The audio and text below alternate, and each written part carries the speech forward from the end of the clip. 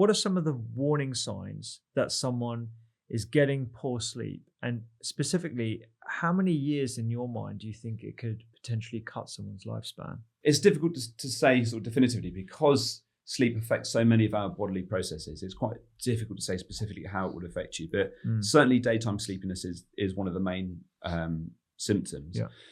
It is quite difficult to gauge if you slept well. There is something called sleep inertia. So if your alarm clock goes off when you're in a deep state of sleep, you feel like a zombie when you wake up. And people often think, I've not slept well because I feel like a zombie. But actually, once you're up, once you've had a coffee, you probably feel okay. But if routinely, before lunchtime, you're wanting to go back to bed, that might suggest that you probably are not sleeping enough overnight. There are certain health conditions that you can develop. And again, all of these health conditions have a number of factors that can contribute towards them. But more and more, if you go to specialist health clinics, they do ask about sleep. So one big one is diabetes, actually. Diabetes, there was a study in the BMJ, which is a very famous medical journal, that actually suggested that sleep should be seen as alongside other more traditional risk factors for diabetes, such as being overweight and various other things. So if you're developing there's a kind of a notorious bunch of health conditions, then you really should look at your sleep and seeing whether this is a factor in contributing to this. Gotcha. Yeah. So you've got sleep inertia, daytime sleepiness, any other factors, any other sort of like symptoms that people might be aware of during the day or look out for? So poor concentration is certainly one. And to try and put all this together, if you think about how you feel if you've had to work a night shift or if you just haven't slept well, that you do feel quite zombie-like. You have trouble with your memory, you have trouble focusing. And low mood is actually a big thing as well. That you often feel quite flat the morning after not having slept quite well. But if you could imagine not sleeping properly for months or years, that's clearly going to have quite a significant impact on your mental health. And we know from quite good data actually that if you're sleeping badly, you are much more likely to develop mental health conditions such as depression and anxiety and others as well. Yeah. So you've got low mood, you've got poor concentration. And I guess the interesting point you made about the risk of type 2 diabetes is the potential mechanism behind sleep and how that affects your ability to regulate blood sugar. I wonder if we could perhaps step back and talk a bit about why sleep is so important as a feature of everyone's 24 hours. But then when that goes away, why it has an impact on things like mood, things like blood sugar regulation, cardiovascular disease. There's so many different avenues that we can sort of unpick, but maybe giving a broader picture of why sleep's so important, first of all, and then why it has specific links with different conditions. Yeah, so the exact functions for sleep, there's still a bit of mystery surrounding this, but one aspect is clearly about physical rest and recuperation. If you look at the secretion of growth hormone, the majority of this is actually released as you're asleep. So if you're missing out on sleep, you're missing out on physical growth and repair. Gotcha. Large parts of your immune system are actually protein-based in the form of antibodies. So if you're not sleeping, you're not necessarily regenerating your antibodies in the same way. So if you are sleeping less, you do sometimes find that you do get infections a bit more frequently than you would do otherwise. There's really good data on actually the role of sleep in memory, particularly moving things from short-term memory to long-term memory consolidation, which actually happens with list learning types of memory, which I think you might call declarative memory, but also about muscle memory. So about how this learning is carried out. So that'd be why if you're not sleeping that you won't remember it particularly well. And then there's another particular state of sleep called REM, rapid eye movement sleep. And I would say out of all areas of sleep, I'd say there's most mystery surrounding this and its exact role, but it appears to be due to or it takes place for emotional regulation. And you might know this is also your dreaming sleep. And it's, again, there's so many things that aren't clear about this, but if ever you've wondered why your dreams have such a high emotional content, that you're normally being chased by something or there's some element of survival. But some people think that you're exposed to such high emotions in your REM state of sleep that it gives you an opportunity to try and moderate these emotions, so that while you're awake, you're a bit more in control of your emotions. Okay. Yeah. And so if you're not sleeping, then you're not going to be carrying out these aspects, these bodily processes. And this is why it has the impact on your health that it does. Another thing to mention is that when you're asleep, your heart rate is lower, your blood pressure is lower. And if you sleep for, on average, it varies between people, but around 8 hours a day, that's about a third of your day. So that's 4 months per year, or around 30 years of your life-ish. Then that's a huge amount of cardiovascular respite. And so if you're not sleeping, even if it's an hour or 2 hours shorter than you normally would do, over a lifetime, that means that you're spending much more of your time in a more stressed cardiovascular state. And you have increased expression of the hormones that are associated with wake, such as cortisol, which also has effects on blood sugar. And so on a night-to-night basis, it might not be that significant, but because we're talking about lifetime risk, it does have an impact. Yeah. It's a nice way of thinking about it, all these different areas that sleep or good quality sleep can have an impact on. And I particularly like I guess that is that hypothesis about REM sleep regarding sort of like practicing what it's like in your dream state to be chased by a lion or chased by your boss at work or whatever, so that when you're in the real world, you're a little bit more tolerant of it. It's very much a hypothesis. Yeah. But I think that's what's good about sleep, is that you've got emerging now really good data on impact of sleep on your health, evidence ways to help you sleep and get you sleeping better and have that impact on your quality of life. But right next to that, you've got this, there is no other word apart from mystery. But it's not common in medicine that you find these two, evidence-based and mystery just pressed quite so close together. And I think that's one of the things that makes sleep a fantastic place to work, that it's still got that enigmatic charm about it. But we'll see. There's a lot of data about it now. I think it'll be 5 or 10 years until the dust has really settled on a lot of that research, but I think we'll start to find out more about what REM is and why we do it. I like the explanation around heart rate and blood pressure during sleep and why over a lifetime that gives you respite from your day-to-day. Because I've started being a little bit more fastidious about tracking what my heart rate is doing during the day and how many periods of stress I have during the day, which unfortunately is a lot. And I can only imagine what my blood pressure is doing as well during those periods of time. And so if the only point in your day is going to be when you're sleeping, when your blood pressure goes down, your heart rate goes down, and if you're disrupting that normal mechanism, you can understand why over a lifetime, that increased level of blood pressure, the increased heart rate is going to be putting you at further risk, because we already know what the impact of high blood pressure is on the cardiovascular system. Yeah, absolutely. And arteries furring up, I mean, that's a natural process, but there are certain lifestyle features that just mean that happens just a bit quicker. And it's certainly not saying that if you sleep badly, you will have a heart attack. It's all just about your risk. And we just do what we can to help people lower their risk over a lifetime. And increasingly sleep is being seen as a relevant player here. For a long time, it's not really been on the agenda in quite the same way. And I think there's good reasons for that. I think when people want to make positive change in their life, sleep can be viewed as a bit more of a passive thing. And if you want to make change, you perhaps gravitate towards active processes such as nutrition, such as exercise. Also, I think simply the fact that when you're asleep, you are unconscious. You don't really recall that process. So if you think about a day, if you think about yesterday or a day last week, if you reflect on the day, you probably start your reflections about 7 or so in the morning when you wake up, and you finish them when you go to bed. And so it's understandable why sleep doesn't get into the psyche in quite the same way. If you cut health right back to its most fundamental structure, the 3 pillars of health, which are exercise, nutrition, and sleep, you find exercise and nutrition get quite a lot of coverage. If you look at wellness programs or employee assistance programs or even policy, you find that sleep is not quite as represented as its other 2 partners. And that is changing. And it's really important to talk about that. It's important that we talk about that, because one, sleep does have a huge impact on your health. But the other thing is that poor sleep can be fixed. And when you sleep better, all these aspects of your life get better. I think it's a really good point you made about the active and passive processes. So when you change your diet or when you go to the gym, that's very much something that you feel is within the locus of your control. I can do this. I can, power my way through it.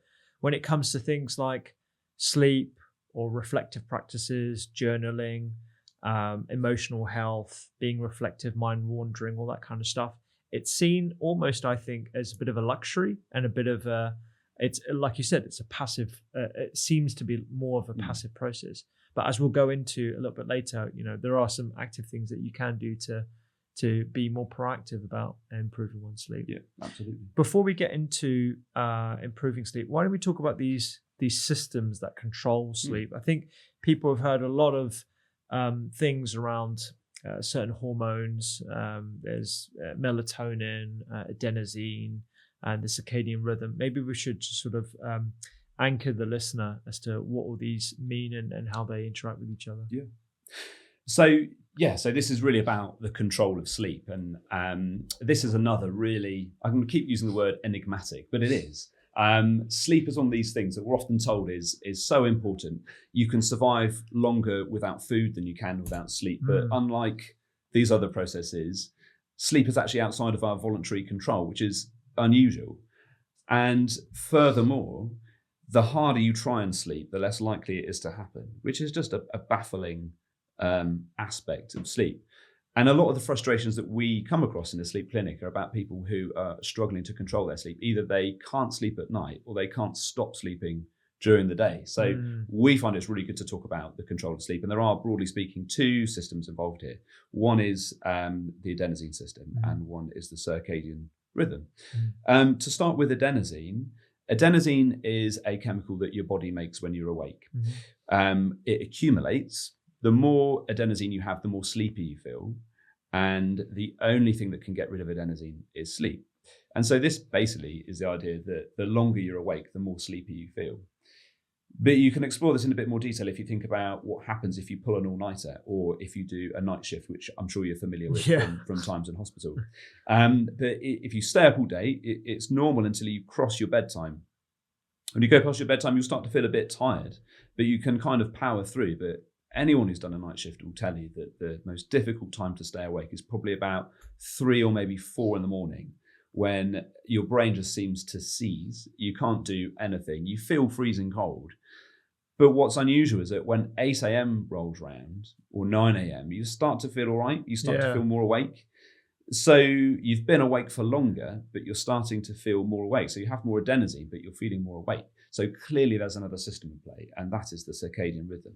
And so this is this idea that your body runs with a natural internal rhythm. And one of the things that is running on this circadian basis is the control of wake and sleep.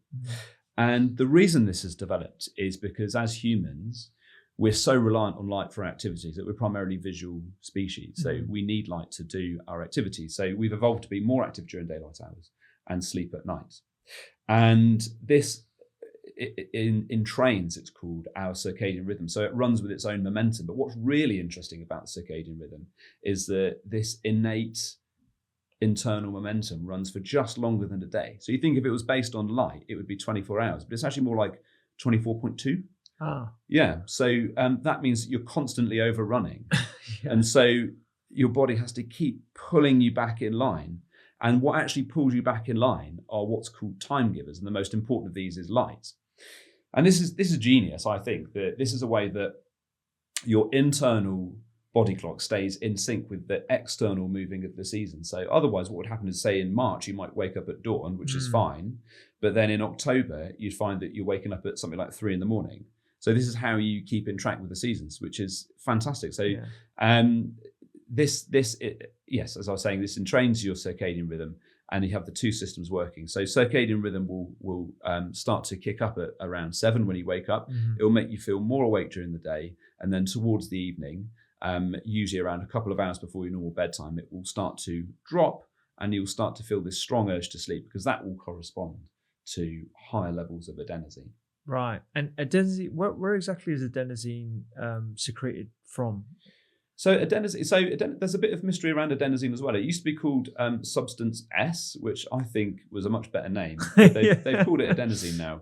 I think it's on a sort of a individual cellular level rather than from one particular place. And adenosine, of course, exists in other forms. There's adenosine triphosphate, ATP, which is used a lot for metabolism, for energy, and so on. So it's kind of a universal thing. Interestingly, adenosine is blocked by caffeine. So when you have a coffee, you find that actually blocks adenosine. So it does temporarily postpone tiredness. So it's just another. Are there any other things that block adenosine other than caffeine? Because I think I now understand why I get that caffeine crash. And we were just saying before we jumped on the podcast how every year I do a coffee fast for 30 days to sort of rebalance my tolerance for caffeine. So, I'm less tolerant of those adenosine blocking effects. Are there any other things that block adenosine that you're aware of? I suspect there are. I don't know specifically what would block adenosine. There are a number of other stimulants that you come across in day-to-day life. Nicotine would be the other big one. And certainly when we're talking about ways to sleep better, being mindful about both caffeine and nicotine are important. And caffeine you get in loads of things actually. So it's surprising. So certainly chocolate. You get in. Green tea is the other one that I think green tea gets missold to a lot of people who are trying to cut down. And the other one is actually decaf. Decaf. Decaf is less caff, really, rather than no caff. Which I didn't know for a long time. I had a good chat with Dr. William Lee, and he was talking to me about the biological reason as to why there's even caffeine in coffee and tea, and it's because it's nature's pesticide. And at certain times of the harvest, when you're picking certain tea leaves or the coffee beans, there'll be varying levels of caffeine. So you can have the same exact bean, but it can have wildly different caffeine levels depending on when it was picked and on what time of the season. And it's just fascinating because I've got no idea how much caffeine I'm consuming on a daily basis in that respect, because I just have my coffee, I buy it from the same roaster, but it could be wildly different. I mean, that's another thing that's really interesting about when you're dealing with kind of raw, organically grown items, is that they do vary. There is that variation, that this isn't a lab-created entity coffee. So it's interesting. I didn't know that about the season. That you it's fascinating, and in terms of circadian rhythm, can we purposely entrain it? So let's say I want to be a morning person, and I mean, luckily I am, but a lot of people sort of are attracted to a lifestyle whereby you wake up first thing before most people wake up, let's say like 5 a.m, and then you go to sleep early. Is that something that is innate within each individual and is genetically programmed, or is it something that we can actually train ourselves to? Just a quick one. If you're enjoying this kind of content, you will love our free newsletter called Eat, Listen, Read. Every week, I send you a recipe that you'll absolutely love, something to listen to, something to read, sometimes something to watch, less than 3 minutes, and it will help you have a healthful, happier week. You can find that in the link down below. That's a really good question. And the term that you'll come across is your chronotype. And this, broadly speaking, is whether you're a morning lark or a night owl. And to an extent, that is a bit how you're born, it's how you're made up, that you do naturally have a preference about when your best hours are. Though you absolutely can entrain that, though the extent to which you can do that does vary.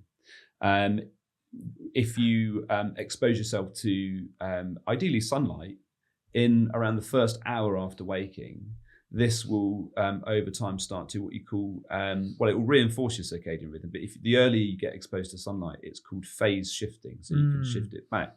But it does vary.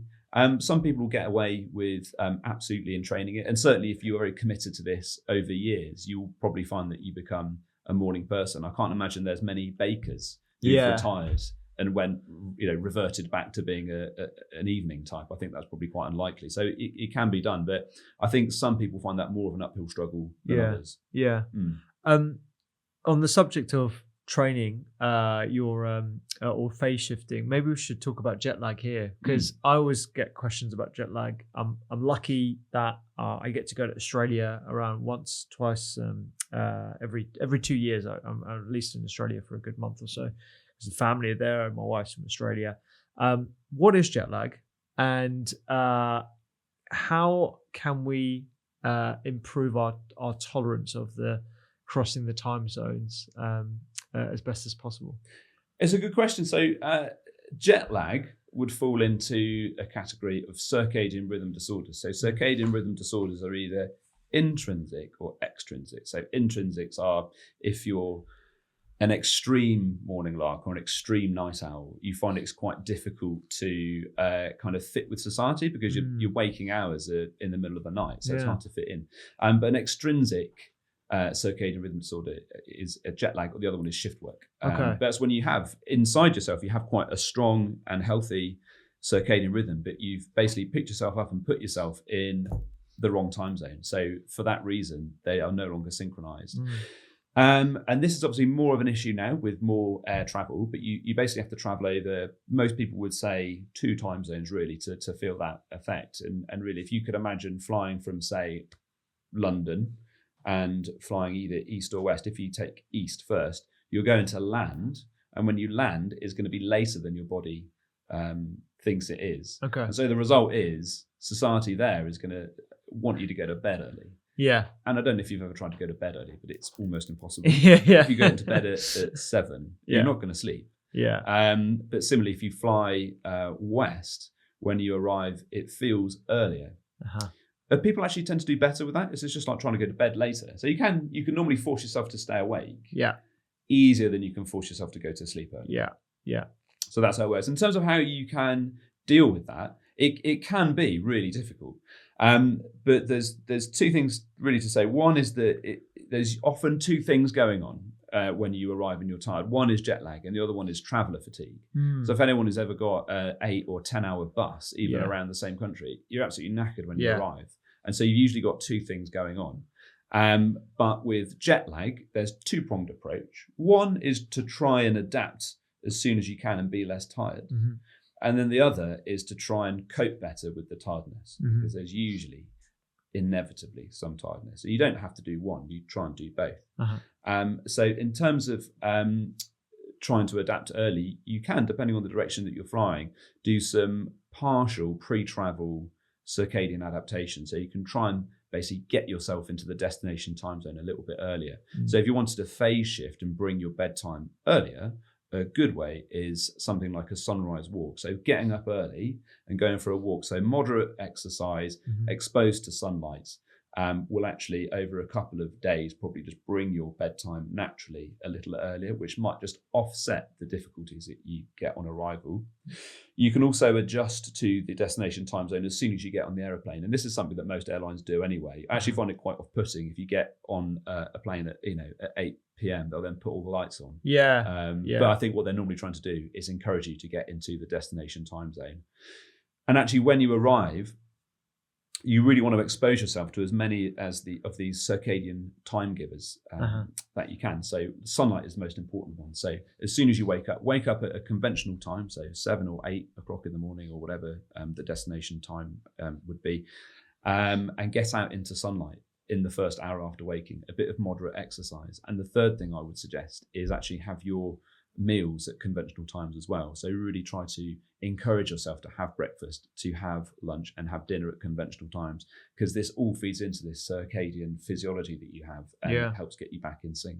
Gotcha. So let's use an example. I'm flying west from London to New York. What would be the best time to fly using that analogy? So if I'm leaving, I don't know, should I leave at 8 p.m. or 8 a.m. In terms of the best way to adjust my circadian rhythm? That's a good question. So how long's the flight? So let's say it's a 6-hour flight, and the time zone, we're crossing 5 time zones, so they're less 5 hours. This does sound a lot like a maths question. I'm giving you GCSE maths questions. So we're leaving at 8 p.m. and it takes 6 hours. It takes 6 hours. 9, 10, 11, 12, 1, 2. So you would arrive at 2, but we're going back 5 hours. We're going back 5 hours, yeah. So that basically means we arrive at 9 p.m. local. Okay. I mean, which isn't too bad. Actually. So that's not too bad because, of course, you are going to have the traveller fatigue as well. Yeah. So you're going to arrive knackered, and you're probably going to want to sleep anyway. And so why fight it? So if you arrive at a conventional time, that probably would get you in sync. The only thing you'd have to bear in mind is if you want to adapt as soon as you can, you're going to have to be quite committed about getting out of bed at the right time. So a good alarm clock. On that flight, I should be staying awake the entire time. You should, yes, you should be. Yeah, so that's the important thing as well. So resist the urge to nap on the flight. Yeah, okay. So no napping on the flight. I get there at 9 p.m. and I go to sleep straight away, and I'm fastidious about waking up as early as possible when I'm in New York. Yeah, fastidious is the word. And getting that morning light at let's say 6 a.m. Let's say we're going in the middle of the spring. I'm not going to New York by anyway, but I think this is like a nice example. Fantastic city. It's a great city, yeah. And so I'll get sunlight, and then I'll eat my breakfast that I usually do. I usually delay my breakfast to about 10 in the morning, 11 in the morning. So I do that straight away.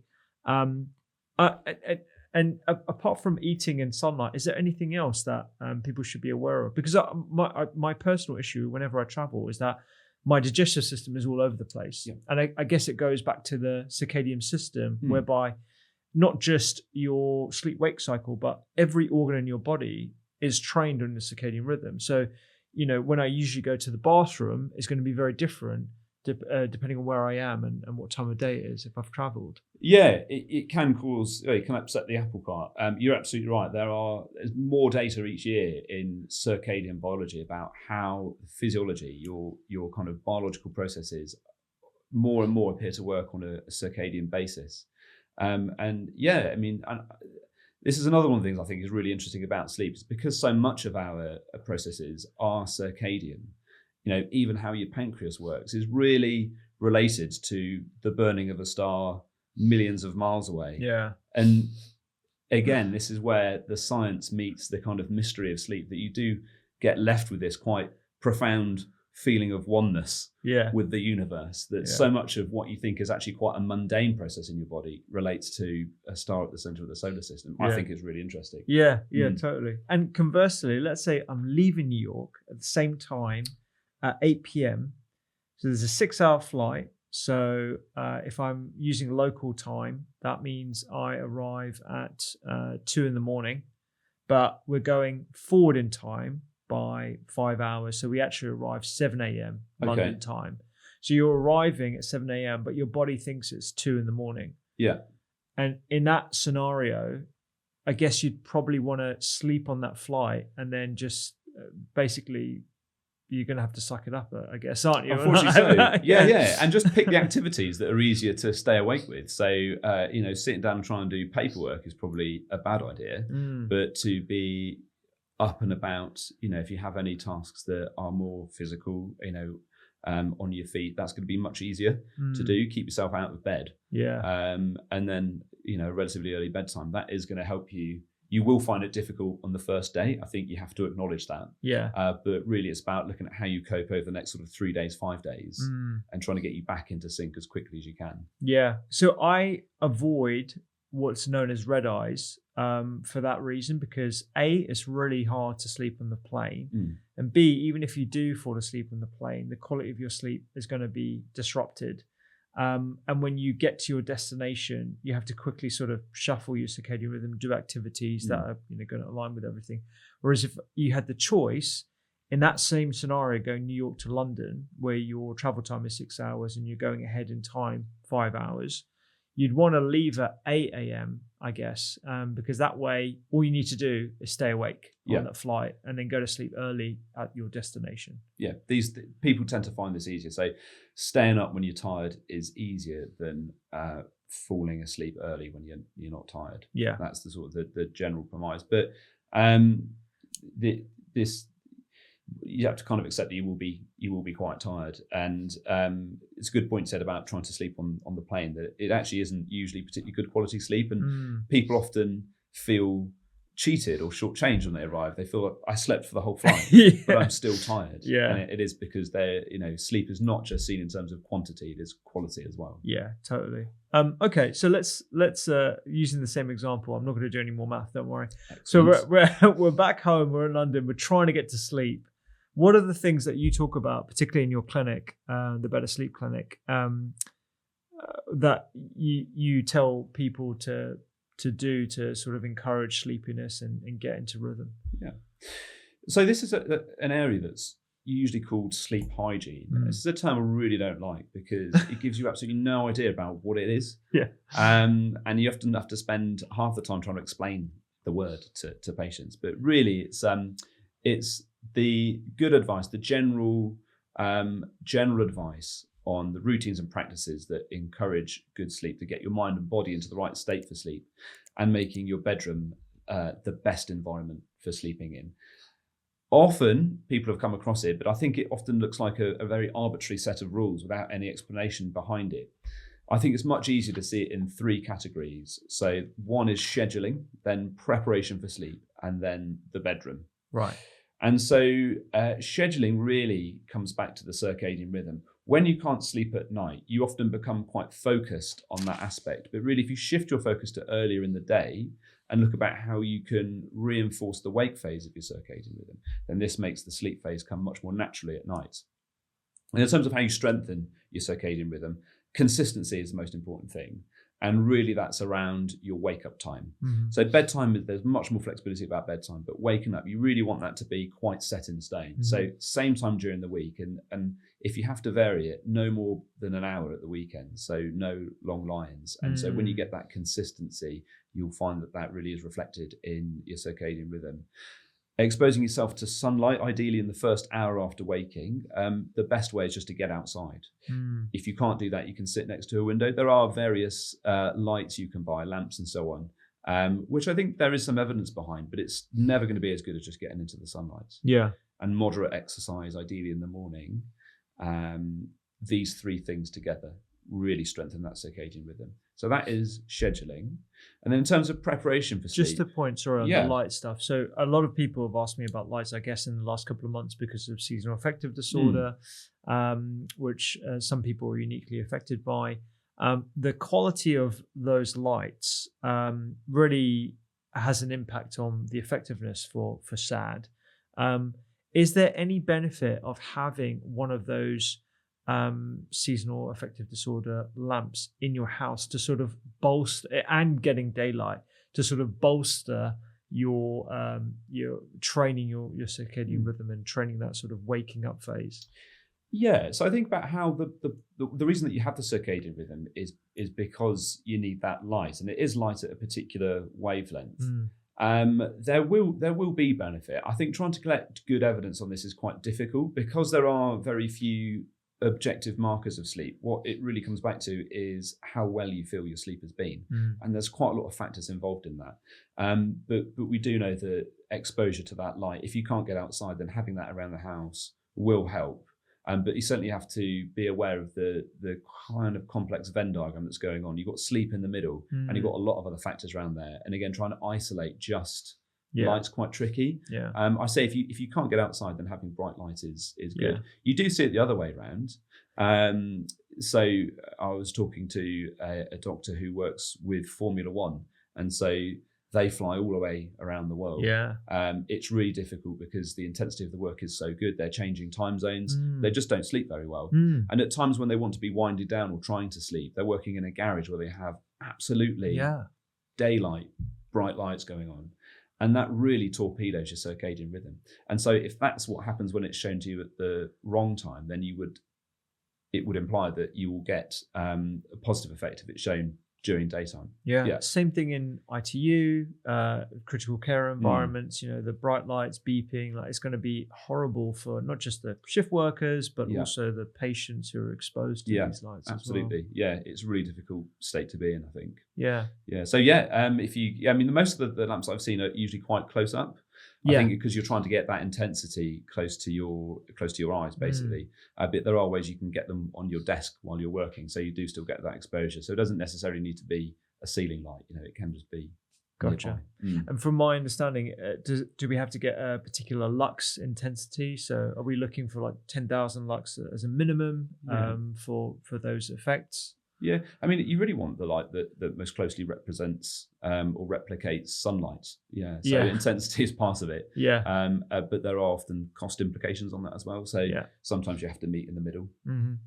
Yeah, because outside, I mean, even when it's overcast, we're talking about a magnitude of 10 times that what you can get from one of those sad lamps, even. Indeed. So you know, it's the first thing you can do is get outside. The second thing, if that's not an option, then use bright lights in the morning, but appropriately as well. Don't turn that on at night. Yeah, try not to. Yeah. Well, that's the issue. I always think this is when you're going to the loo in the middle of the night. That most houses aren't set up for low level of light. That you have to turn on the main light, and it really is quite difficult to get back to sleep afterwards. So. Well, there's some really interesting products that are coming out onto the market now. I know Philips was one of the first movers to this, to start introducing red lamps that you can pop around your house and stuff. I mean, there's cost implications for that, but I think it's going to be interesting to imagine, a futuristic hotel that is all built around people's well-being.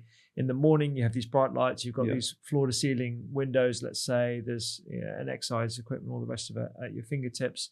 Food that's all created for your personal needs. And then in the evening, you've got low-level lighting. Everything's optimized for sleep. There's less distractions, all that kind of stuff. Maybe music in the background. Yeah, I mean, this is a big thing: is sleep tourism. Yeah, so, because sleep is being increasingly recognised as an important thing that people want good sleep. So most people go on a holiday focused on what they're going to do during the day, but especially with health-focused trips, that people want to be able to sleep well at night. And with LED tech, it's not beyond the wit of man to make a lighting schedule that will replicate a helpful circadian rhythm. I think that's very doable. Yeah, epic. Okay, cool. So we've talked about scheduling, how to strengthen the circadian rhythm, and you were just about to talk about preparation before I rudely interrupted. No, that's fine. So preparation for sleep. Yeah, so this is about getting your mind and your body into the right state for sleep. So starting with the body, this is someone to kind of be mindful of is caffeine. And again, it affects people in different ways. It blocks adenosine, so it postpones tiredness. So during the day, this is a helpful thing, but at night, you perhaps should be slightly more mindful. Also, what varies between people is the rate at which they eliminate caffeine from their body, and it tends to get a bit longer as you get older. It gets longer. Right. I believe so. Yeah, right. You find you could get away with caffeine when you were younger, but when you get older, you find that this really is becoming the final straw in disrupting your sleep. So, so just being mindful. And for me, for example, I can drink coffee almost up until bedtime and I'll sleep fine. But someone I work with won't have any after lunchtime. So it's really just knowing about how it affects you as an individual. But there's caffeine, and then of course there's nicotine. So generally speaking, this isn't good for any aspect of your health. But certainly with sleep, it does promote wakefulness, which isn't helpful if you're trying to sleep. And in terms of getting your mind into the right state for sleep, it's worth having something like a wind down routine. And there's some really good practical advice on doing this. So you can actually set an alarm on your phone, after which you don't do any more checking your email inbox, which is my big thing. That if I check emails towards bedtime, it just turns my mind on and stimulates my mind at a point when I really want to be bringing it down and trying to rest.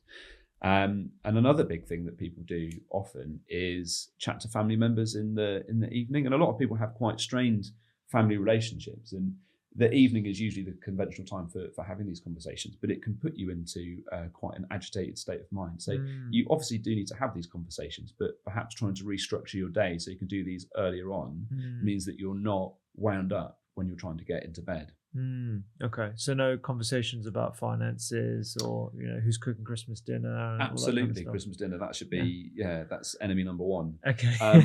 We needed a washing machine the other day, and I was in bed just browsing washing machines. It was just stressing me out. So that is not something you should do in the run up to bed.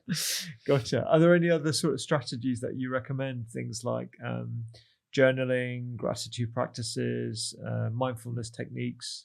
So journaling is one that we use a lot in our clinic, and this is called different things. So we call it sleep journaling. Other people call it constructive worry. But if you find that you're struggling to fall asleep because you have particular thoughts running around in your mind, or if you wake up in the night, it's quite common to do this. But if you can't get back to sleep because you're thinking of something, it's worth not trying to suppress this, but just acknowledging it. And what we would say practically is maybe 2 or 3 hours before you go to bed, so not right before you go to bed, is you sit down with a book. It's the date, and you write down the things that are on your mind. And you basically just think about them. You think about stuff that's been bothering you. You think about things that you have to do, deadlines that are coming up. And you just have a committed period of time when you think about these things, because they do need thinking about. And then you put a time at the bottom the following day when you're going to think about this next. And this is going to be once you're up, once you're out of bed. This is going to be when you open up your book and think about things again. And then you can quite symbolically close the book. And this means that when the thoughts come up in your head later, and they will, you can just acknowledge the fact that you have these things to think about, but you're not going to think about them now when you're going to sleep. And I think that is a really powerful way at more compartmentalizing your worry. You can't not worry about things. And it's pointless when you say to people, don't worry. It's just not as simple as that. You have to worry, unfortunately, but it's just trying to do it at a point when you're not trying to sleep.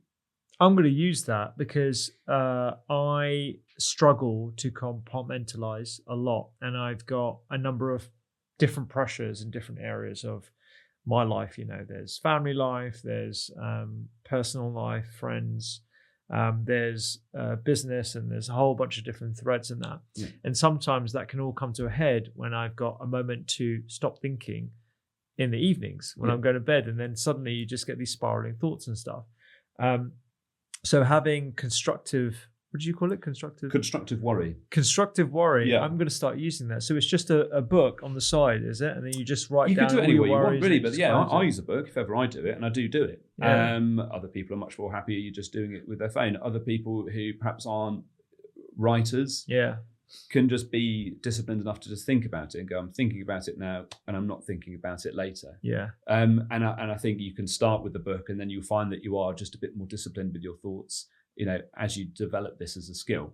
But it is a skill. And absolutely, when you're lay in bed, and because I think it's different when you're in work, this really encourages you to think about work things. When you're with friends and family, it encourages that theme of thought. But when you're in bed and there is nothing to prompt you or guide you, you get these thoughts just popping up. If there's something that's really just recurrently bothering you, then suppressing thoughts doesn't work. But shuffling them to a different part of the day does.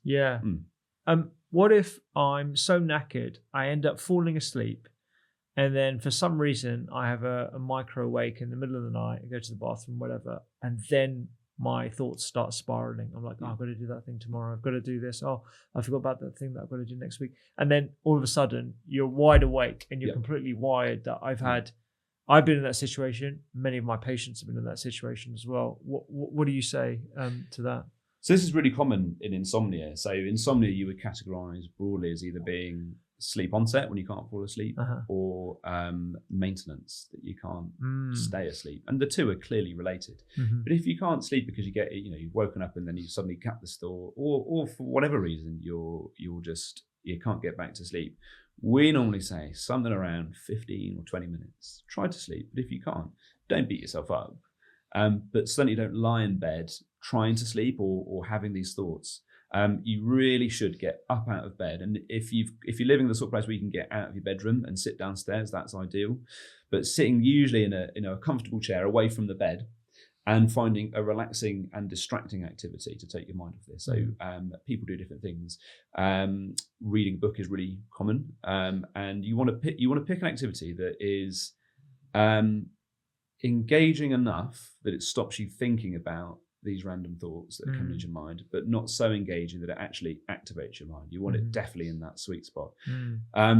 People used to say, read the phone directory. No one has a phone directory anymore, but you want something in that sweet spot. So you don't want to do a crossword, but neither do you want to do something that's just too boring and doesn't actually manage to take your mind off. So you want to do this activity until the urge to sleep comes back, because it will come back. It's often quite wave-like, that you've missed one wave, that's no problem. But just wait for the next one, sit downstairs, and then when you feel your eyelids are getting heavy, then go back up and get into bed. And that works, because one of the drivers of insomnia is actually when you damage the link between the bed, meaning sleep. If you talk to someone who sleeps really well and you ask them, how do you sleep? They'll just go, I just sleep.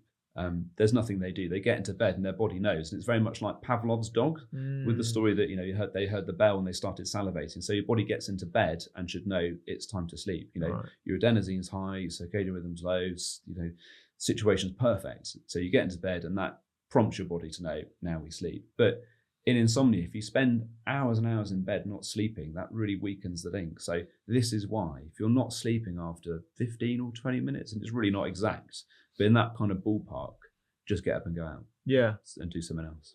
So do you think that's, using the Pavlov's dog analogy, do you think that's why some sleep aids work? So lavender pillow sprays, silk pajamas, I don't know, sounds, all that kind of stuff. Do you think it's more from the training and the psychology point of view, or that these activities are actually having a genuine effect in themselves? Yeah, I think it is that it's the association, something aromatic particularly. I mean, we all know that we have different kind of favoured senses, and if you are quite a olfactory person and you like that kind of lavender smell, then that just helps to reinforce that you're now going to bed. And this is part of the reason behind a wind down routine, that part of it is that you don't start really mentally engaging activities like answering your emails, but it's also starting that chain reaction off about going to bed. And this is what a lot of people do with their kids, is that it's brush, teeth, pajamas on, bedtime story, bed, hopefully, sleep, and it's just getting the mind just progressively more prepared for sleep. Yeah. And I guess you have to be quite rigid about these things, because I've got patients and colleagues that say that they're insomniacs and they can't get to sleep. They would be classed in the sleep onset sort of criteria, but they're on their phones and they're answering emails and they're looking through LinkedIn and their brain's whirring, and they say they do that because, well, I can't go to sleep, so I'm going to go on my phone. That, I'm assuming, is the exact opposite of the activities that you want to be doing before you go to sleep. Yeah. I mean, again, people engage with social media differently. It is engaging. I guess that's why it's spread the way that it has. So I wouldn't say this is a particularly helpful activity to do. And I do get when people can't sleep, so they do something. Yeah. But Rome wasn't built in a day, and you're not going to fix your sleep problem, in one night. And no, I can understand why you'd like to sort of entertain yourself, but you actually need to be bringing yourself down, not putting more stimulation into your mind. There is impact with blue light. That is a thing. I think the evidence is perhaps a bit varied, but certainly having a bright light in front of your face will stimulate more of the wake phase of your circadian rhythm. So it is worth being mindful of that as well. Yeah. The most annoying thing that happens to me personally is when I wake up at around 4:15, because I wake up at 5:30. And so at that point, if I haven't slept for 15-20 minutes, I'm basically not going back to bed, and I've basically shaved off an hour off my sleep. And these things happen, and it is quite normal to have occasional bad sleep. Okay. Yeah, and I think people can have really high expectations, and it's great to have good expectations, but you have to be quite realistic as well. And we'd even say sort of 2 nights a week. If you're getting poor sleep for a couple of nights a week, that is probably within normal. Oh, and really? Okay. Yeah, that makes me feel a lot better. I think you're doing okay. Yeah. Okay. So, but again, I mean, the reality is, if it is affecting you and you're finding that you are excessively sleepy, then it is something that is worth looking into. Yeah. But people can give themselves a bit of a hard time sometimes, that if you've had a night that's not gone the way that you wanted it to, that people can start quite early on looking for solutions. But as long as you're kind of managing during the day, then that's okay. And one of the other things that propagate insomnia, there's behavioural things, and there's what we call dysfunctional thoughts, ideas that mean your insomnia continues. And one of these is that if you don't sleep well, you won't be able to function the next day. And what that does is it kind of cranks up sleep and makes it something more for you to worry about. And then you get into bed and you're worried, what if I don't sleep? I won't be able to function the next day. If you've got an exam or, something important, that stresses you out. Yeah. But the reality is that actually a lot of people don't sleep well. And you probably, if you look around a room at work, you won't probably be able to pick out those who haven't slept well, because people largely are functioning okay. They might be a bit flatter, but you will be okay. So this is just an important thing to just try and take some of the wind out of the anxiety sails with sleep, because it's not helpful to be to have sleep on this pedestal. This is the interesting thing with sleep as well, that we like to increase awareness of sleep and its importance, but simultaneously not have it on the pedestal. So not have it something that people worry unduly about. Yeah. Let's talk about sleep supplements. So huge market. I think as more people become aware of the importance of sleep on blood sugar regulation, everyone's wearing CGMs these days, they can actually see, what happens when your glucose regulation system is disrupted and you have the same meal and then you get this massive spike, for example, concentration, memory, as well as the long-term ramifications of poor sleep. And so there is a willing and very excited industry of sleep supplements that's here to fix all your problems. Maybe we can go through some of the most common ones, like 5-HT or what's the other one? Oh, sorry, it's 5-HTP and melatonin and tryptophan, all those different ones. Which ones do you think may have some evidence versus ones that are a little bit shady in terms of the research? So melatonin is one that we come into contact with a bit more. Obviously, we've talked about melatonin and the role it has in controlling particularly the sleep phase of your circadian rhythm.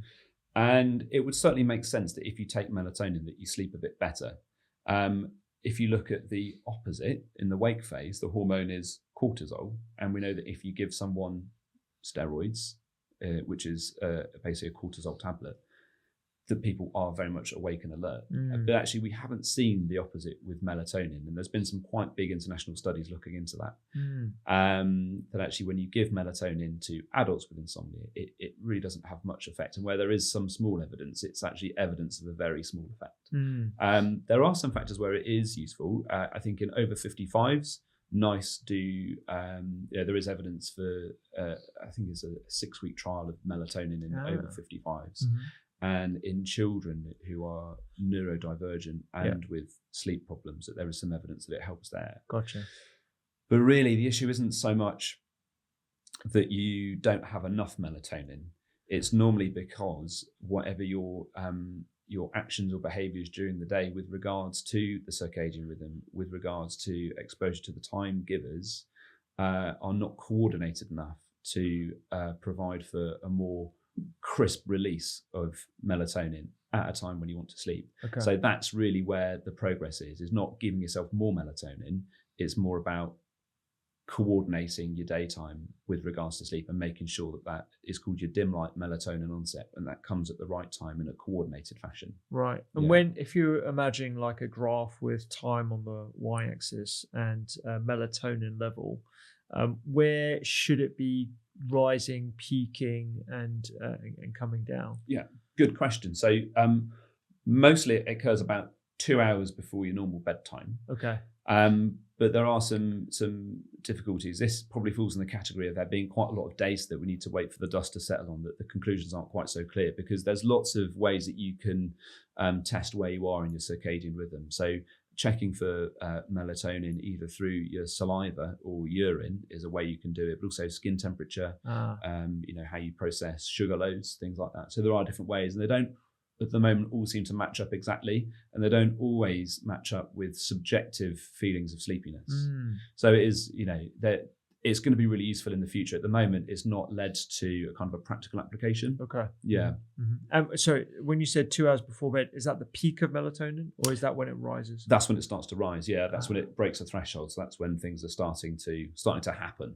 From a kind of physiological point of view. And in terms of the peak generally, is that in the middle of the night, say 2-3 in the morning, or is it a different? I believe the peak is sort of 3-4 in the morning. So on the night shift, when you feel freezing cold and you can't do anything, that's peak melatonin. So that's when you really are in the middle of your sleep phase, and that's why your activity is so low. And in terms of melatonin, so I take your point that it's not necessarily melatonin deficiency in certain people. It's the timing of when you want that dump of melatonin to induce the soporific effect and get sleepiness. What are the things that disrupt melatonin being released on that lovely sort of consistent phase where it's 2 hours before your chosen bedtime? So that's going to be things like the exposure to bright light. Uh-huh. So this is going to be working in the Formula One garage with, daylight, bright lights inside. That's going to be what really upsets the apple cart. Mm-hmm. Exercise, if you do exercise right before bed, that's going to have an impact. Exercise makes less of an impact on your circadian rhythm. Light is the big one, but exercise certainly can as well. Gotcha. Yeah. Anything about eating as well? So eating within a certain time period before going to bed? Yeah. So I think eating that would be a time giver, and this is obviously why with jet lag we like to eat at regular times. There are other things with with eating that can make sleep difficult. Big meals before bed take quite a lot of kind of juice to digest, and that can disrupt sleep. It can cause heartburn, things like that. Mm-hmm. So it could be a challenge. If you have a big meal before bed, then that would not favour good release of melatonin. Gotcha. And melatonin is released in picograms, whereas the supplements that I've seen, particularly the ones in America, are milligrams. So I've seen big whopping doses of melatonin that people are taking, 10 milligrams, 15 milligrams. How much would we use in the setting of what NICE recommends in the over 55-year-olds or the children with neurodivergence? So that there's there are different regimens, and one thing they found with the study is actually, so melatonin is available over the counter in a lot of countries, and it's not quite as regulated. And I think this is something that you do find in supplements occasionally, is that there's a great variety between different supplements, and actually if you analyse how much is really in something, that it is quite different, and that is a definite fact. So people who've always had over-the-counter melatonin, once they start having it prescribed from a more regulated source, find that they're actually on a very different dose, often a lower dose than what they're used to.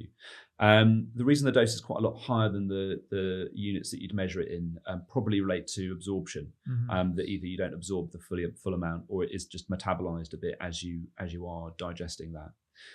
The other big difference is whether you have immediate release or long acting. So most people use long acting, just because otherwise it's kind of there and it's gone a bit too quick. So they're the main varieties, but there probably are different doses that you can use. Cool. What about the other supplements? 5-HTP, tryptophan. There's a whole bunch. You go across all the health food stores. There's tons. There are loads. Yeah. So tryptophan's another one. So tryptophan is what melatonin is made from. Tryptophan is an essential amino acid. So this is an amino acid that we can't make as humans. So we have to eat it. And you can get that in supplements, but you can also get it in turkey, is the other one. But again, it's not so much about an absolute melatonin lack. And so this is why there isn't perhaps the impact from tryptophan as you might expect. People often say that when they ate turkey, they felt quite sleepy. But if you ask them when they last ate turkey, it's usually Christmas Day, about 50 roast potatoes and perhaps some alcohol. So there's quite a lot of other factors there about why people perceive turkey to be sleep-inducing.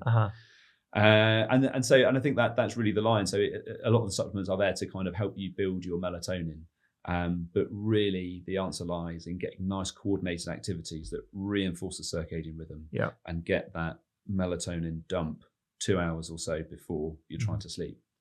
Magnesium? Yeah, so there's some evidence, I think, for magnesium, but really it's if you're magnesium deficient.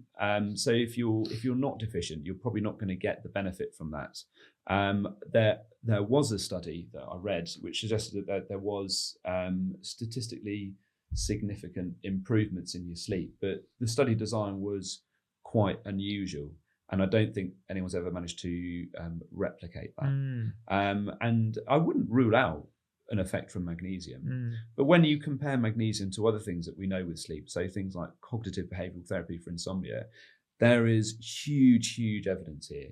So that there might be some effect from magnesium, but if you want to go for, where the big effect is going to be, the really big thing that's going to improve your sleep, it's getting your sleep hygiene sorted. And if you have insomnia, something like cognitive behavioral therapy insomnia, this is where it's at. Yeah, it's almost similar to the thing that I always talk about with regards to nutrition. Like you got to think about nutrition like a pyramid, and the base of that pyramid is whole foods, fiber, diversity, where you're getting your protein from, being plant centric. That's like 80 to 90% of where the effort's going to be, with most of the reward as well.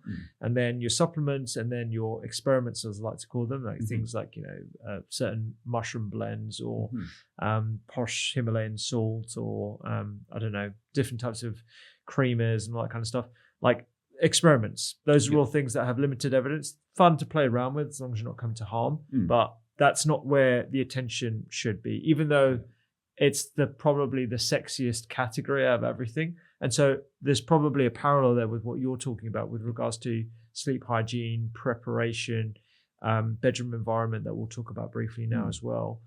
That's the mainstay of where you should be really thinking about with regards to improving on sleep. Absolutely, and I think we're a sensible species. We like things to be simple solutions. I think that does make the idea of supplements quite attractive. If you could take a tablet that would just make you sleep better, then that's really attractive. But unfortunately, that's not what we've seen play out in the evidence. But it's absolutely understandable why people look at that. But I think that's a really good way of looking at it. Is you're kind of fine tuning, and absolutely, a balanced diet does impact sleep. If you're not having a balanced diet and you are deficient in certain micronutrients and vitamins, that's going to impact a lot of different things, sleep among them. I did have a question actually about the mattress type. So mattresses are a big thing. There's lots of direct-to-consumer companies out there.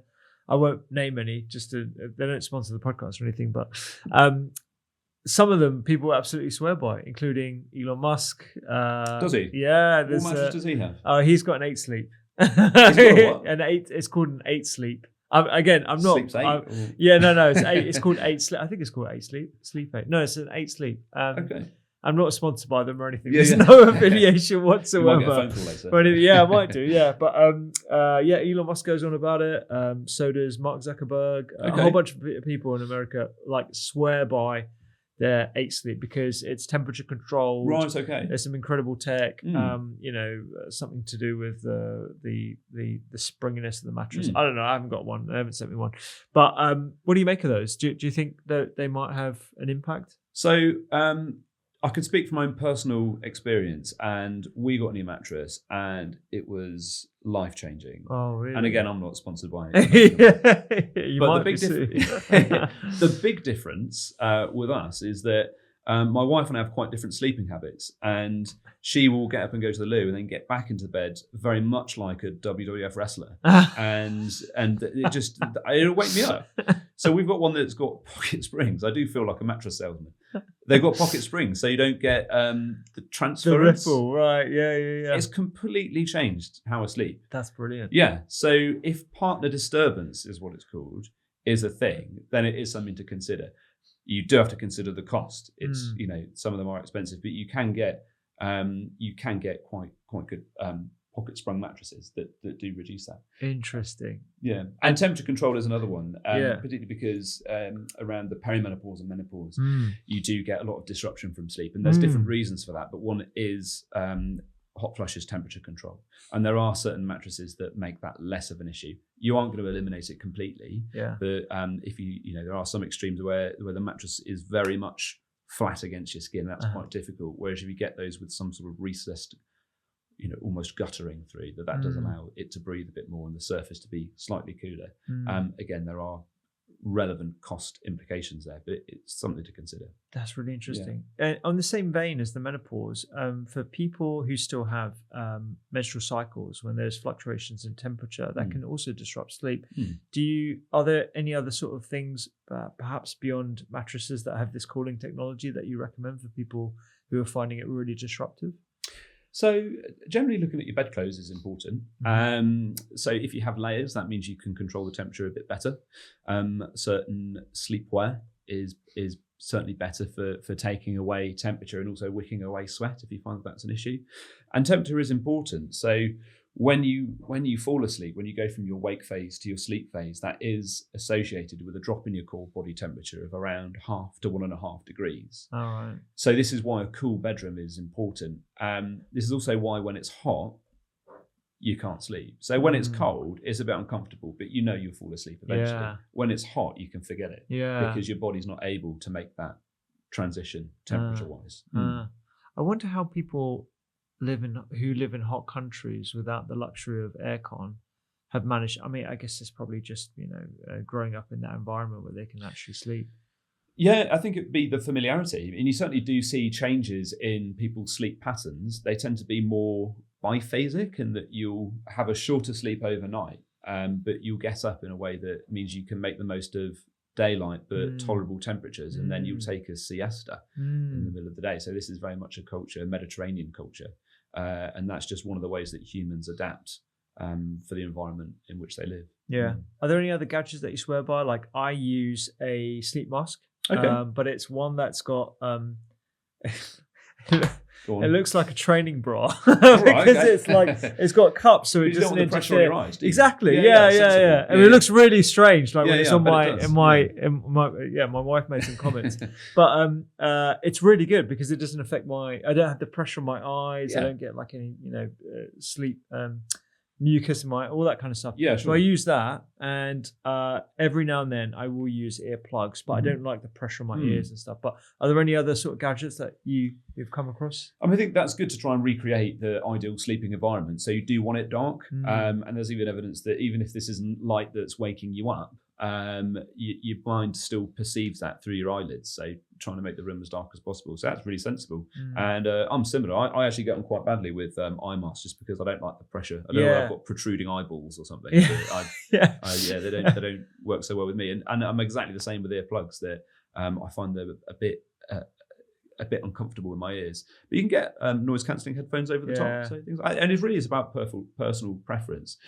Broadly, you want to make the environment cool, dark, and quiet. And so any ways that you can think to do that, I think are worth doing. One particular piece, I'm not sure if I'd call it tech. I don't know whether you find this, but it's really difficult to get your curtains to meet properly in the middle. Yeah, it is. So you get that kind of break and that line of light, which isn't so bad this time of year, but in summer you can be getting up 2 hours early. Yeah. Or it's just fitful sleep because you've been woken up. So we've been talking about doing for years, but we've put a roller blind in the recess of the window, which we pull down, curtains, belt and braces over the top, completely dark. Yeah. And you can think about loads of supplements and CBD for insomnia, but if you can get 2 extra hours of sleep just through a roller blind, it's worth doing. Yeah, that's interesting. Actually, CBD for sleep, I was going to ask you about that. Is there any evidence for that as well? I think evidence for CBD is another good topic. There's going to be quite a lot of applications for this. Yeah. At the moment, it's licensed for some, I think, quite difficult to control epilepsy, I think, in some situations.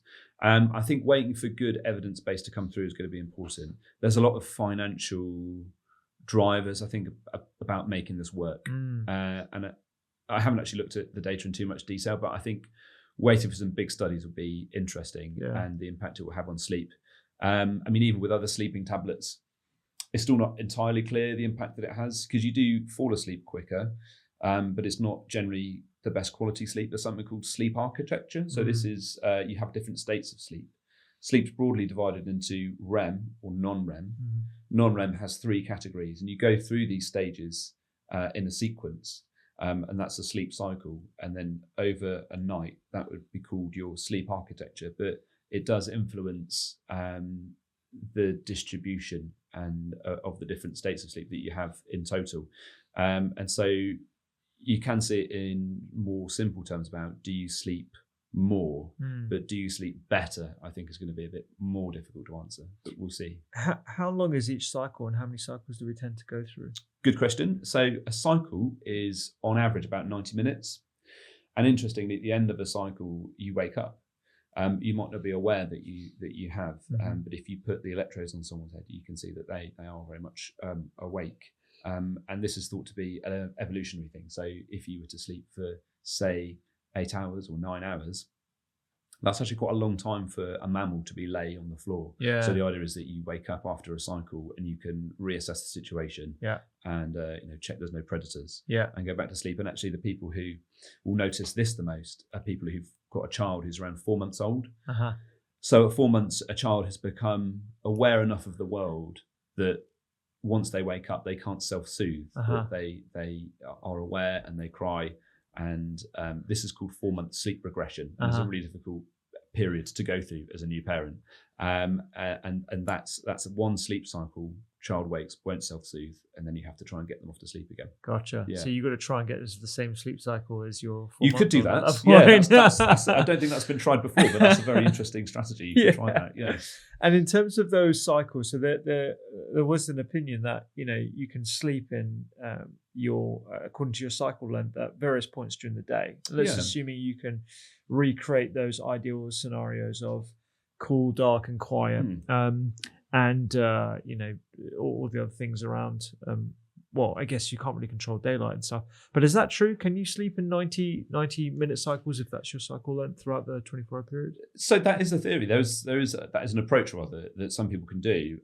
If you start at napping, so napping, there's definitely an art to napping, but the idea is that you nap for about sort of 20 or 25 minutes, because if you look at your sleep cycle, at 20 or 25 minutes, you're still in quite shallow states of non-REM.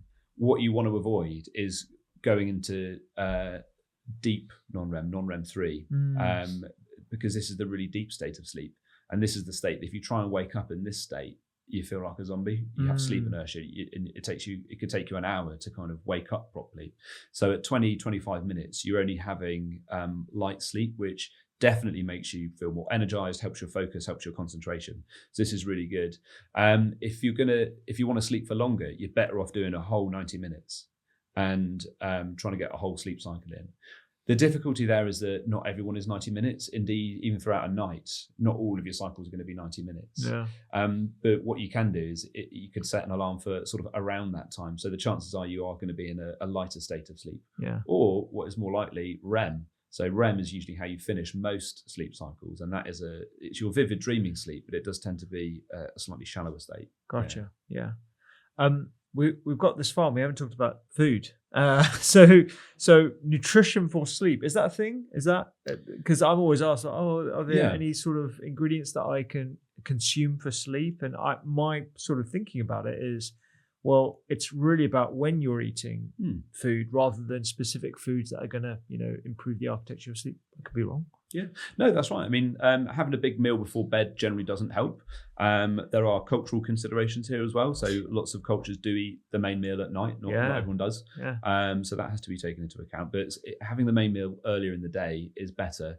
For sleep, also for other reasons. I think you metabolize sugar slightly more efficiently earlier in the day. In terms of other foods that can help sleep, we talked about turkey and other kind of things to help bring the building blocks for melatonin in. But again, because most humans do have enough, there's nothing that's likely to make a real appreciable impact on your sleep, I don't think. Okay. We talked about turkey and how that contains tryptophan, that can produce melatonin, but we've discussed how it's not necessarily a melatonin deficiency. Cherries, these are quite a popular sort of old wives' tale about how it improves sleep. What are your thoughts on cherries? Yeah, so the sour cherry has a lot of both melatonin and tryptophan in. And I did see a study again that suggested that I think it's about 100 grams of sour cherries before bed can help sleep. But I haven't seen that recreated in other studies, and I think there were some questions about how they judged improved sleep. So you can look at something called total sleep time, but that's quite a difficult thing to estimate.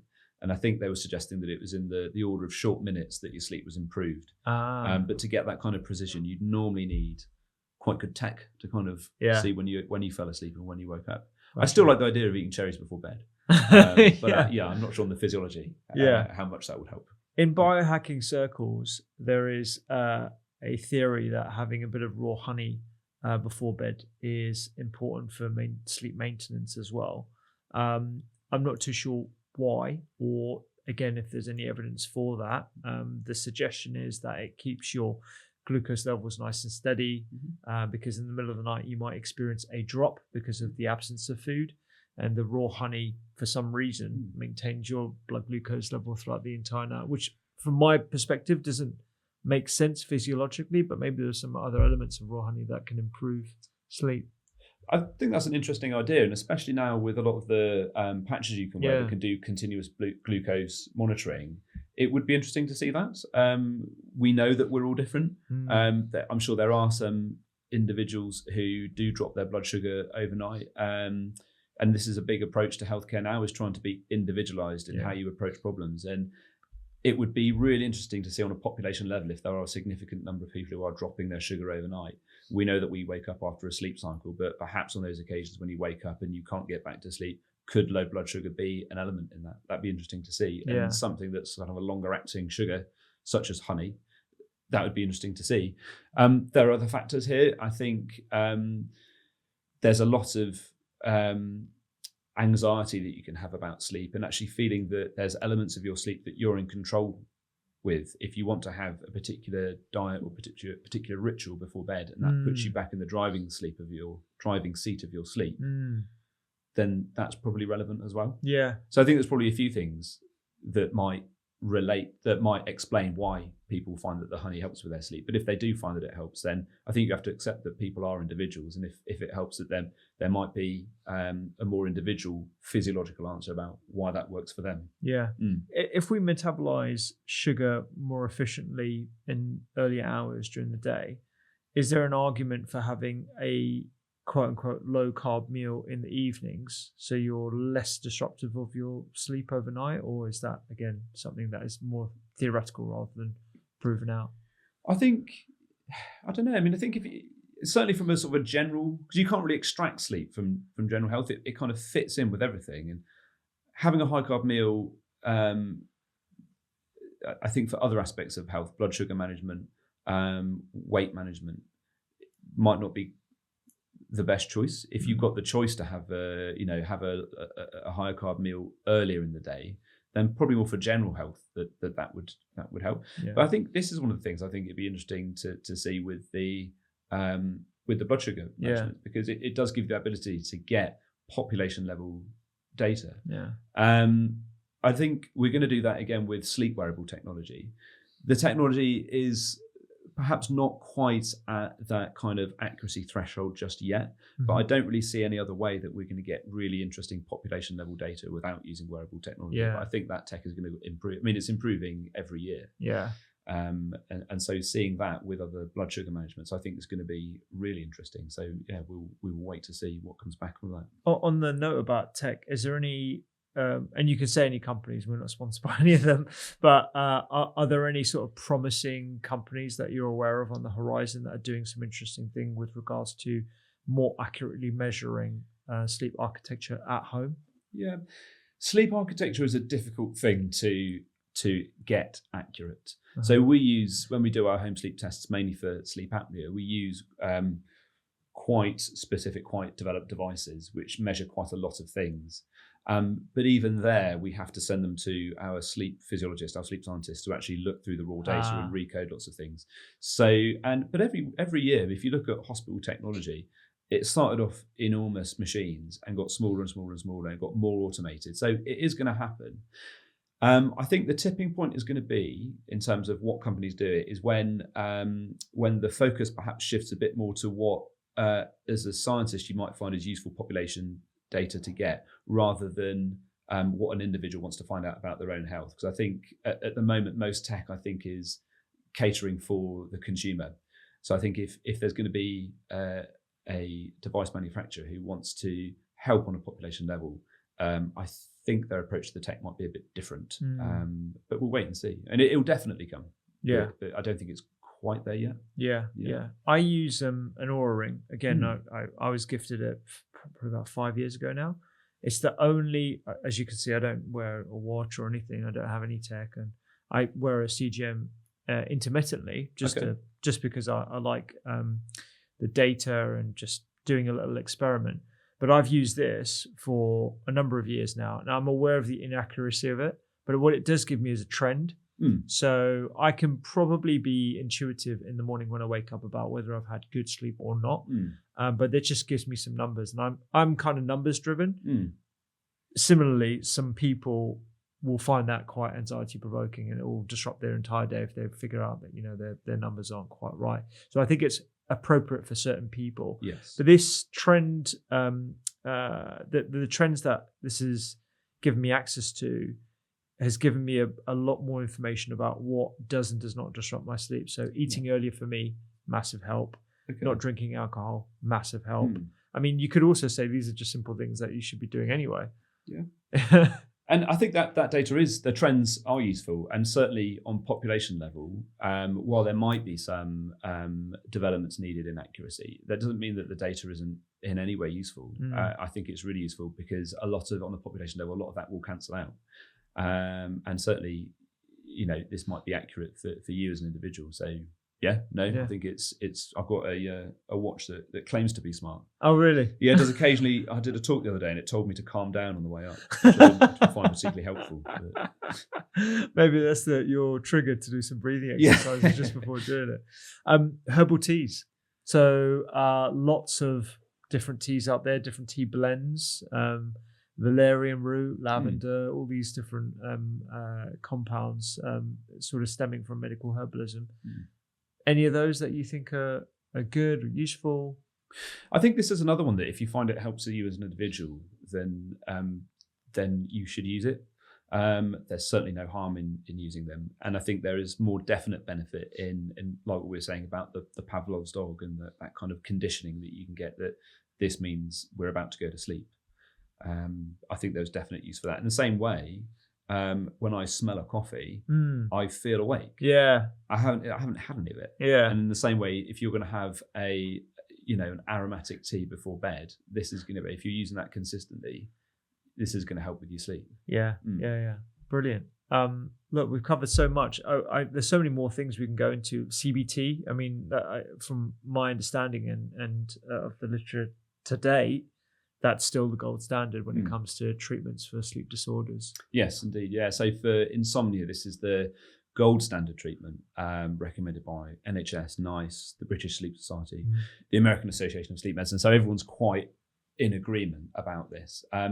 CBT in general looks at how your thoughts or your cognitions and your actions or your behaviors influence something. It's used a lot for depression and anxiety, but it is fantastic for sleep. As a therapy, it's got a response rate of around 80%, which is really, 80%. It's really good. It's really good. And there's good data on how you deliver it. So we deliver this through one-to-one sessions, which we think is important because of the uniqueness that individuals have and how people's sleep is different, that you do want to tailor how you deliver this. But you can get this through apps now, which is great, because one of the big problems is actually meeting the demand. Huge numbers of people have sleep problems, but there are very few places that you can actually get help from. So an app is one way that you can meet that demand. So I think that's going to be a really interesting thing for the next sort of 5-10 years, is how to use digital resources to make meaningful differences in people's lives. Yeah, the NHS is definitely bullish on the use of digital therapeutics, DTX they're calling it, to meet that population demand. And I think the hurdle is probably getting people enthused about CBT, because again, it's one of those things that is it needs a lot of patience, it needs a lot of motivation in itself. Yeah. Rather than, just take this pill, because we've been sort of trained to believe that that's as effective as other means. I mean, it's more akin to fitness, that you need to go to the gym regularly to maintain that kind of physical fitness. And it's similar for how a lot of people approach depression, that they have low mood, but they know that it's not, you don't do a short burst of therapy and then you're good. For some people it's like that, but for a lot of people it's actually about more daily, more weekly input and maintenance through sometimes time-consuming methods, but it's worth it for them. And the same, that if you struggle with your sleep, these are really tools, skills that you can do, but you do need to employ them. It does need to take up some of your time in order to have effects. Absolutely. David, I think we've done it. I think we've gone through a lot of different areas there, and hopefully listeners have found that this has been useful, and viewers, because I think there's just so much we can do to rectify the pandemic of poor sleep. I appreciate all your work you're doing with the clinic as well. That's epic. Yeah, thank you. Yeah, no, it's all going well, but we'll see how policy is changing and people are putting sleep on the agenda. So we'll see how this translates to meaningful therapies over the next few years. If you loved that episode, you will love the full library of podcasts from the Doctor's Kitchen Library. We talk about everything from inflammation, supplements, and food as medicine. Just like this episode right here. You can click it right now and check it out.